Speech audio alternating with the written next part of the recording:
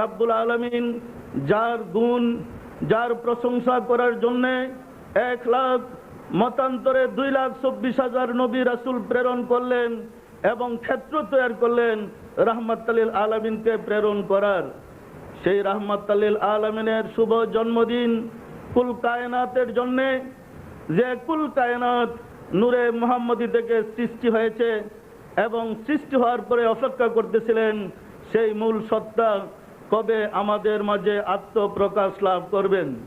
যারা অপেক্ষায় অধীর আগ্রহে অপেক্ষা করতেছিলেন সেই কুল কায়নাত, ফেরেশতা কুল, নবী রাসূলগণ, রাব্বুল আলামিনের জন্য আজকের এই দিন সবচেয়ে আনন্দের দিন। তাই তো রাব্বুল আলামিন ঘোষণা করেছে, এই নিয়ামতের জন্যে তোমাদের কি আনন্দ করা উচিত নয়? আল্লাহ ঘোষণা করেন, তোমাদের কি আনন্দ করা উচিত নয়? আশিকে রাসূলেরা, আজকের এই দিন আনন্দের না দুঃখের? আমরা বৎসরে 2টা ঈদ উদযাপন করে থাকি, ঈদুল ফিতর আর ঈদুল আজহা। ঈদুল ফিতরের সাথে সম্পর্ক রয়েছে রোজা রাখার। 1 মাস সিয়াম সাধনার পরে আমরা যখন দিনের বেলা রোজা খুলি, সেই আনন্দ, এবং আমাদের সওম বা রোজা কবুল হয়েছে সেই আনন্দের খুশি বা পুরস্কারের দিন হলো ঈদুল ফিতরের দিন। যাদের রোজা কবুল হয়েছে ঈদের মাঠে তারা পুরস্কার লাভ করেন। আরেকটা আনন্দ হয়েছে ঈদুল আজহা, কুরবানির দিন। সে ঈদ হয়েছে পিতা পুত্র ইসমাইল আলাইহিস সালামকে আল্লাহর নামে উৎসর্গ করে তার কুরবানি কবুল হয়েছিলেন। পিতা এবং পুত্র উভয় উপাধি পেয়েছিলেন খালিলুল্লাহ এবং জাবিহুল্লাহ।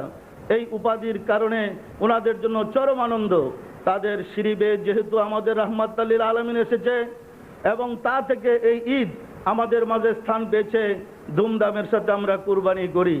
কুরবানির সাথে আনন্দের শর্ত হয়েছে আল্লাহ যার কুরবানি কবুল করেন তার জন্য ঈদ, আল্লাহ যার রোজা কবুল করেন তার জন্য ঈদ। ঈদুল লিল আবরার ওয়া ঈদুল লিল ফুজ্জার। যাদের রোজা আর যাদের কুরবানি কবুল হয় নাই তাদের জন্য ওয়াইদ, দুঃখ, অনুতাপ, অনুশোচনা। পরীক্ষার হলে পরীক্ষা দেওয়ার পরে রেজাল্টের দিন যারা পাস করে তাদের আনন্দ, যারা ফেল করে তাদেরই কি আনন্দ? আজকের দিনটা এমন একটা আনন্দের দিন যার সাথে কোনো পরীক্ষা নেই, যার সাথে কোনো ইবাদত জড়ায় দেওয়া হয় নাই, যার সাথে আর কোনো শর্ত লাগিয়ে দেওয়া হয় নাই। শুধু রাহমাতুল লিল আলামিনের শুভ জন্মদিনে আপনি খুশি হলেই আনন্দ, আপনি খুশি হলেই আপনার জন্য উপকার। আশিকে রাসূলেরা, রাহমাতুল লিল আলামিনের শুভ জন্মদিনে, তিনার আবির্ভাবের দিনে রাব্বুল আলামিন খুশি, সমস্ত ফেরেশতারা খুশি, সমস্ত নবী রাসূলগণ খুশি, সমগ্র সৃষ্টি জগৎ খুশি। তবে একজন কিন্তু খুশি হইতে পারে নাই। সে কে জানেন? কে খুশি হইতে পারে নাই? সে হলো ইবলিস, শয়তান। সমগ্র সৃষ্টি জগৎ আনন্দে আত্মহারা, কিন্তু মারদুদ শয়তানের জন্য কষ্টের কারণ যে আমি যা শয়তানি চাল চালছি সবই এইবার ধরা খাইবে। কারণ রাহমাতুল লিল আলামিনের গুণের বরকতে আমার সারা জীবন সাধনা তছনছ হয়ে যাবে। আল্লাহ তাদের গুনাহ মাফ করে দিয়ে তাদেরকে জান্নাত নসিব করবেন। আশিকে রাসূলেরা, যারা রাসূলের জন্মদিনে খুশি হয়, আনন্দ করে এবং উৎসব পালন করে, তাদের জন্য কবরের আযাব এবং কবর আযাব তাদের জন্য হারাম হয়ে যাবে। এর কারণ তাব্বাত ইয়াদা আবি লাহাব, আবু লাহাবের হাত ধ্বংস হয়ে যাক। যে আবু লাহাবকে আল্লাহ নিজে অভিশাপ করেছেন সে কাফের। অথচ আবু লাহাব রাসূলের জন্মে আনন্দিত হওয়ার কারণে রাব্বুল আলামিন সোমবার দিন তার কবর আযাব লাঘব করে দেন, হালকা করে দেন।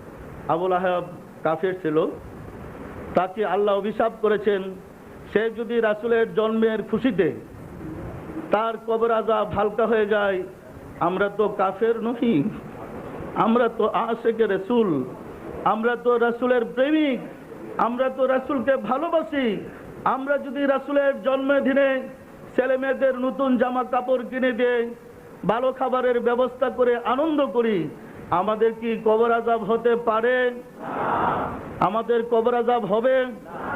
পরিতাপের বিষয়, আমরা যে হুজুরদের কথা ধর্ম করেছি, হুজুরদের আল্লাহর সাথে যোগাযোগ নেই। ফলে আল্লাহ কি চায় সেই কথা বলার তাদের কোনো অধিকার নেই।